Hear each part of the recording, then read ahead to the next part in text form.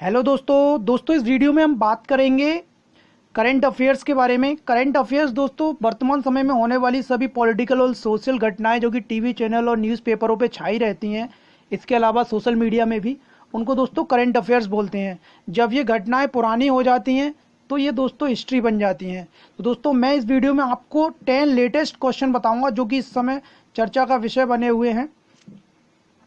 दोस्तों सभी क्वेश्चन आपके लिए बहुत ही ज़्यादा इंपॉर्टेंट हैं, किसी भी पॉइंट ऑफ व्यू से देख लीजिए। आप सोशल में आप अब टॉकिंग करते हैं आप 4 लोगों के बीच, तब भी आपको जो करंट अफेयर्स की जानकारी होनी चाहिए। इसके अलावा दोस्तों अगर आप कॉम्पिटिटिव एग्ज़ाम की तैयारी कर रहे हैं तो दोस्तों शायद ही ऐसा कोई कॉम्पिटिटिव यानी नौकरी का एग्ज़ाम होगा जिसमें करंट अफेयर्स ना आता हो। दोस्तों करंट अफेयर्स बहुत ही इंपॉर्टेंट चीज़ है, इसलिए दोस्तों आप पूरे 10 क्वेश्चंस को सुनिएगा। और इसके अलावा मैं दोस्तों हर क्वेश्चन के साथ कुछ एडिशनल इन्फॉर्मेशंस भी दूंगा जो कि आपके काम आएंगी। चलो दोस्तों शुरू करते हैं। पहला क्वेश्चन है, देखिए दोस्तों, first question is full form of LAC.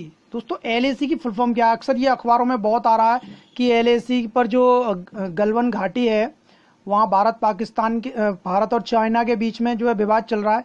तो दोस्तों ये एलएसी, तो दोस्तों एलएसी की फुल फॉर्म होती है line of actual control. Line of actual control दोस्तों इसका मतलब होता है हिंदी में वास्तविक नियंत्रण रेखा। अब दोस्तों ये है क्या, ये भी मैं आपको बताया ना मैंने अभी, एडिशनल इन्फॉर्मेशन हर क्वेश्चन के साथ आपको मिलेंगी। दोस्तों एक्चुअली जो दो इंटरनेशनल लाइन होती है वो भारत और चाइना के बीच है, उसको बोलते हैं दोस्तों मैकमोहन लाइन, इसमें लिखा हुआ है। चलो एडिशनल इन्फॉर्मेशन देखिए, एआई का मतलब है दोस्तों एडिशनल इन्फॉर्मेशन यानी एक्स्ट्रा जानकारी। तो देखिए दोस्तों पहला है, it is situated between India and China. दोस्तों ये जो एलएसी है ये इंडिया और चाइना के बीच में है, क्योंकि हमारे वैसे तो और भी पड़ोसी देश हैं, पाकिस्तान है, नेपाल है, भूटान है, लेकिन ये जो एलएसी है ये चाइना और इंडिया के बिटवीन है। दूसरा देखिए दोस्तों, international border between India and China is called McMahon. दोस्तों अभी जैसा कि मैंने बताया ये जो एलएसी है ये इंटरनेशनल नहीं है, ये तो बना ली गई है। 1962 में जो युद्ध हुआ था इंडिया चाइना के बीच, तो तब दोस्तों इन्होंने एक हिस्से पर, हमारे कश्मीर के हिस्से पर, एक कोने पर हिस्से पर इन्होंने कब्जा कर लिया था। तो वहाँ पर एक लाइन बना दी गई कि इधर से इस लाइन से उधर आपका इंडिया है, इधर हमारा चाइना है। उस हिस्से को दोस्तों अक्साई चीन बोलते हैं। तो दोस्तों वो जो लाइन, कृत्रिम लाइन बनाई गई है उसको दोस्तों एलएसी बोलते हैं, और जो इंटरनेशनल लाइन है उसको मैकमोहन बोलते हैं। ये चीज़ दोस्तों इंडिया और पाकिस्तान के बिटवीन भी है। इंडिया और पाकिस्तान के बीच जो इंटरनेशनल रियल लाइन है वो तो दोस्तों रेड क्लिफ बोलते हैं उसे, लेकिन जो नियंत्रण किया जाता है यानी गुलाम कश्मीर और हमारे पास जो कश्मीर है इसके बीच में जो रेखा है उसको दोस्तों एलओसी बोलते हैं यानी लाइन ऑफ कंट्रोल।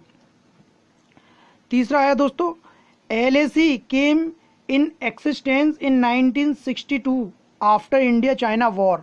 जैसा कि मैंने अभी बता दिया आपको दोस्तों, ये जो एलएसी जो है अस्तित्व में आई थी 1962 के युद्ध के बाद, जब इंडिया और चाइना के बिटवीन युद्ध हुआ था। ओके दोस्तों, चलो दूसरे क्वेश्चन के बारे में बात करते हैं।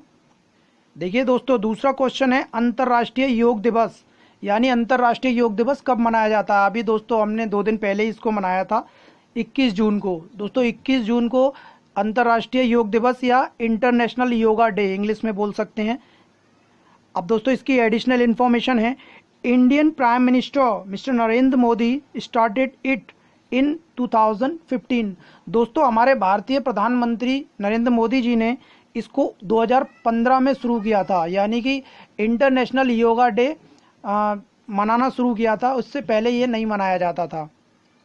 दूसरी है दोस्तों, 21 June is the longest day of the year in northern hemisphere.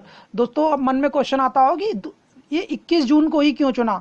दोस्तों 21 जून को इसलिए चुना था क्योंकि 21 जून जो है वो पूरे उत्तरी गोलार्ध में सबसे बड़ा दिन माना जाता है, क्योंकि इस दिन जो सन रेज होती हैं वो वर्टिकली ट्रॉपिक ऑफ कैंसर के ऊपर पड़ती हैं यानी कर्क रेखा के ऊपर, इसलिए उत्तरी गोलार्ध में सबसे बड़ा दिन होता है 21 जून का, इसलिए इसको चुना गया था। चलो दोस्तों नेक्स्ट क्वेश्चन के बारे में बात करते हैं। देखिए दोस्तों नेक्स्ट क्वेश्चन है, प्रवासी कामगारों के लिए प्रधानमंत्री जी द्वारा शुरू की गई योजना। दोस्तों इस योजना का नाम है गरीब कल्याण रोजगार अभियान, दोस्तों ये अभी रिसेंटली लॉन्च की है प्रधानमंत्री जी ने। इसके बारे में कुछ एडिशनल इन्फॉर्मेशन देखिए ये लिखी हुई हैं। It is for 116 districts of 6 states. दोस्तों ये जो योजना है ये पूरे भारत के लिए नहीं है, ये 6 राज्यों के 116 जिलों के लिए है। इन 116 जिले में से दोस्तों 31 ऑफ यूपी यानी कि हमारे उत्तर प्रदेश के 31 जिले इनमें शामिल हैं। ये केवल इन्हीं 116 जिलों के जो प्रवासी मजदूर होते हैं, जो एक राज्य से दूसरे राज्य में काम के लिए चले जाते हैं रोजी रोटी की तलाश में, उन लोगों के लिए ये योजना लॉन्च की गई है। दूसरा है दोस्तों, value of this scheme is 50,000 crore. दोस्तों इस योजना की जो लागत है, इस योजना पे जो खर्चा आएगा वो दोस्तों 50,000 करोड़ की ये योजना है, इतना खर्चा इस पे आएगा। तीसरी एडिशनल इंफॉर्मेशन इसके बारे में दोस्तों, opening place is Telihar village, Khagaria, Bihar. दोस्तों ये जो प्रधानमंत्री जी ने शुरुआत की है इसकी, ये बिहार का कोई खगड़िया जगह है, वहाँ पर एक गांव है तेलीहर विलेज, तो वहाँ पर ये शुरुआत की गई है इस योजना की। नेक्स्ट है दोस्तों, employment will be given to 1 person for 125 days. दोस्तों इसमें एक प्रवासी मजदूर को 125 दिन के लिए काम दिया जाएगा। जैसे दोस्तों नरेगा थी ना, सॉरी मनरेगा हो गया, आप उसका नाम, मनरेगा में उसमें 100 दिन के लिए काम दिया जाता है, इसमें 125 दिन के लिए काम दिया जाएगा। चलो दोस्तों नेक्स्ट क्वेश्चन की बात करते हैं।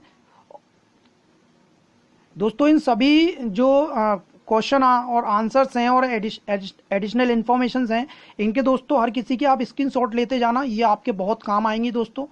देखिए चौथा क्वेश्चन क्या है, नेपाल ने भारत के कौन से 3 क्षेत्रों को अपने नक्शे में दिखाया। दोस्तों अभी रिसेंटली जो नेपाल की पार्लियामेंट है उसमें एक बिल पास हुआ था जिसमें कि हमारे भारत के 3 हिस्सों को उसने अपने नक्शे में दिखा लिया। वो 3 हिस्से देखिए दोस्तों कौन कौन से हैं, लिपुलेख, कालापानी और लिम्पियाधुरा। दोस्तों ये नाम ध्यान रखना, किसी भी एग्जाम में पूछे जा सकते हैं, सभी क्वेश्चन बहुत इंपॉर्टेंट हैं दोस्तों। इसकी एडिशनल इन्फॉर्मेशन देखिए दोस्तों, these areas are situated in Uttarakhand. दोस्तों ये सारे के सारे जो एरियाज हैं वो हमारे इंडिया के उत्तराखंड स्टेट में हैं। क्वेश्चन नंबर 5 इज दोस्तों, भारत कौन सी बार संयुक्त राष्ट्र का अस्थायी सदस्य बना है। दोस्तों हाँ अभी रिसेंटली जो यूएन की जनरल असेंबली है उसमें इलेक्शन हुए थे, तो हमारे भारत को उसमें 8वीं बार अस्थाई सदस्य यानी कि नॉन परमानेंट मेंबर चुना गया है 8वीं बार। इससे पहले 7 बार हमारा भारत जो है अस्थाई सदस्य रह चुका है संयुक्त राष्ट्र का। इसकी एडिशनल इन्फॉर्मेशन देखिए दोस्तों, there are 5 permanent and 10 temporary member in UN. दोस्तों ये यूएन की फुल फॉर्म होती है यूनाइटेड नेशंस। ये दोस्तों सेकेंड वर्ल्ड वॉर के बाद में इसकी स्थापना हुई थी 1945 में। तो तब इसमें दोस्तों 10 मेंबर्स जो होते हैं वो नॉन परमानेंट होते हैं और 5 मेंबर्स परमानेंट होते हैं। दोस्तों ये मेंबर का मतलब यहाँ किसी व्यक्ति से नहीं है बल्कि एक देश से है। इस समय यूएन के लगभग 193 जो है मेंबर हैं, लगभग आगे पीछे हो सकते हैं 1-2। सेकंड है इसकी दोस्तों additional information, temporary members are chosen for 2 years. दोस्तों ये टेम्पररी मेंबर्स होते हैं 10, ये दोस्तों 2 साल के लिए चुने जाते हैं, 2 साल बाद फिर नए आते हैं। Next is 5 permanent members are USA, Russia, China, UK and France. दोस्तों 5 जो परमानेंट मेंबर हैं जिनके पास वीटो पावर है यूएन में, वो दोस्तों ये हैं यूएसए। यूएसए मतलब यूनाइटेड स्टेट ऑफ अमेरिका, दोस्तों अमेरिका को बोलते हैं शॉर्टकट में यूएसए। रशिया दोस्तों is the biggest country of the world, ये हमारे एशिया में है। चाइना ये भी दोस्तों परमानेंट मेंबर है। यूके दोस्तों शॉर्ट फॉर्म है यूनाइटेड किंगडम की। यूनाइटेड किंगडम दोस्तों ग्रेट ब्रिटेन को ही बोलते हैं, ग्रेट ब्रिटेन का दूसरा नाम है यूनाइटेड किंगडम और इसको शॉर्टकट में बोलते हैं यूके। और दोस्तों 5वां है फ्रांस। दोस्तों इसमें से रशिया, चाइना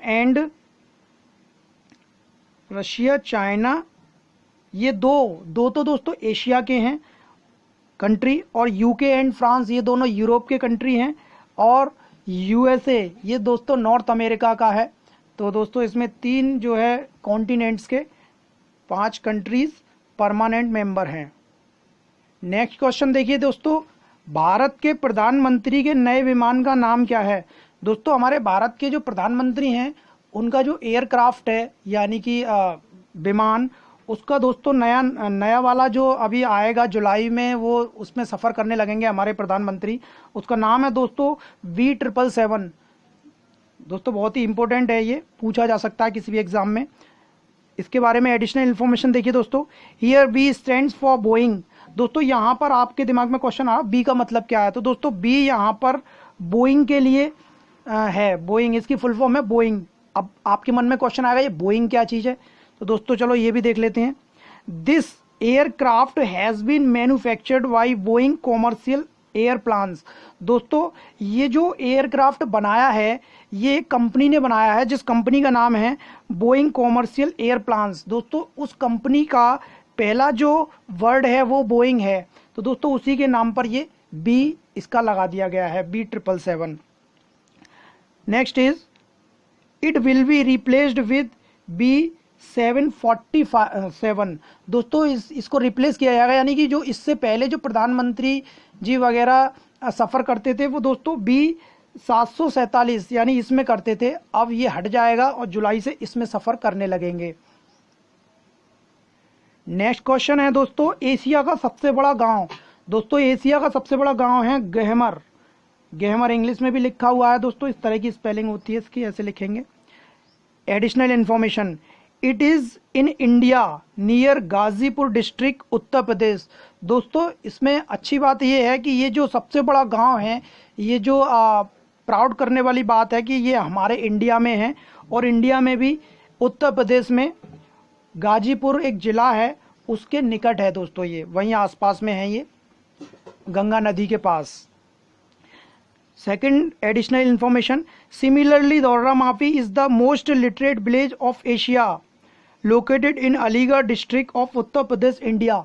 दोस्तों इसकी तरह ही जैसे पूरे एशिया में सबसे बड़ा गांव गहमर हमारे भारत में और हमारे उत्तर प्रदेश में है, ठीक उसी तरह से दोस्तों पूरे एशिया का सबसे ज़्यादा पढ़ा लिखा यानी शिक्षित गांव वो भी हमारे इंडिया में है।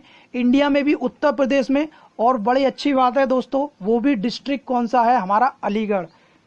अलीगढ़ में है दोस्तों ये दौरा माफी। क्वेश्चन नंबर 8 और 9 दोस्तों इसमें एक ही में है। देखिए, अरब सागर में आया चक्रवाती तूफान। दोस्तों अभी हाल फिलहाल में अरब सागर में एक चक्रवाती तूफान आया था, उसका नाम क्या था? दोस्तों उसका नाम था निसर्ग।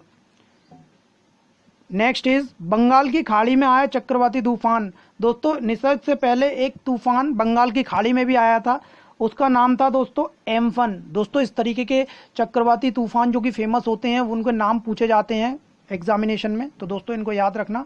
जो अरब सागर में आया था उसको निसर्ग बोलेंगे, और जो बंगाल की खाड़ी में आया था वो एम्फन बोलेंगे। दोस्तों ये बंगाल की खाड़ी और अरब सागर क्या है, तो इसके लिए मैंने देखिए दोस्तों ये मैप बना के आपको समझाने की कोशिश की है। Suppose that this is our India, ये हमारा इंडिया है दोस्तों। तो ये जो वेस्टर्न साइड है इंडिया की, जो वेस्टर्न कोस्टर्न साइड है ये वाली, ये है दोस्तों अरब सागर, इसको इंग्लिश में अरेबियन सी बोलते हैं। और दोस्तों ये जो ईस्टर्न साइड है, ईस्टर्न कोस्ट, इसको दोस्तों बे ऑफ बंगाल बोलते हैं। जो साइक्लोन यानी कि ये चक्रवाती तूफान इस साइड से आया था उसका नाम था दोस्तों एम्फन, और इधर से आया था दोस्तों उसका नाम है निसर्ग। दोस्तों निसर्ग ने सबसे ज़्यादा तबाही मचाई थी यहाँ पर महाराष्ट्र में, और दोस्तों इसने मचाई थी उड़ीसा, वेस्ट बंगाल, ये हमारे पूरब के राज्यों में, और इसने यहाँ वेस्ट के राज्य में। और दोस्तों लास्ट क्वेश्चन है full form of PPE kit. दोस्तों PPE किट आपने अभी अखबारों में बहुत ज़्यादा सुना होगा जब से कोरोना चला है। PPE किट क्यों? क्योंकि दोस्तों इसके ये प्रोटेक्शन किट होती, इसकी फुल फॉर्म देख लेते पहले, पर्सनल प्रोटेक्टिव इक्विपमेंट। दोस्तों इसको हिंदी में बोलेंगे व्यक्तिगत रक्षात्मक उपकरण। दोस्तों ये किट होती है जो कि अक्सर आपने देखा होगा ऑपरेशन वगैरह करते समय डॉक्टर इसको पूरा यूज़ करते हैं। ये किट कोई दोस्तों कोई एक इक्विपमेंट नहीं होता है, एक पूरा यूनिफॉर्म होती है, ऊपर कैप और चेहरे पर मास्क, गोगल्स यानी चश्मा और पूरी वर्दी, और हाथों में पहनने ग्लव्स। दोस्तों इन सब को मिलाकर के इस किट का नाम रखा गया है PPE किट पूरे सभी को। तो दोस्तों ये वीडियो आपको करंट अफेयर्स की कैसी लगी मुझे कमेंट बॉक्स में बताना। दोस्तों करंट अफेयर्स इसी तरीके के आप चाहते हैं तो मुझे ये भी कमेंट बॉक्स में बताना। आपको इस तरह की लेटेस्ट जानकारी बिल्कुल आपको अपडेट कराते रहेंगे। इसके अलावा दोस्तों वीडियो को शेयर करना, और दोस्तों अगर चैनल सब्सक्राइब नहीं किया है तो कर लेना, क्योंकि इस पर आपको केवल करंट अफेयर्स ही नहीं, अभी motivational videos, English literature, grammar, translation, geography, दोस्तों बहुत सारी तरह तरह की नॉलेज आपको इस पर डीपली मिलती रहेगी। तो दोस्तों okay, thanks for watching, bye bye, take care.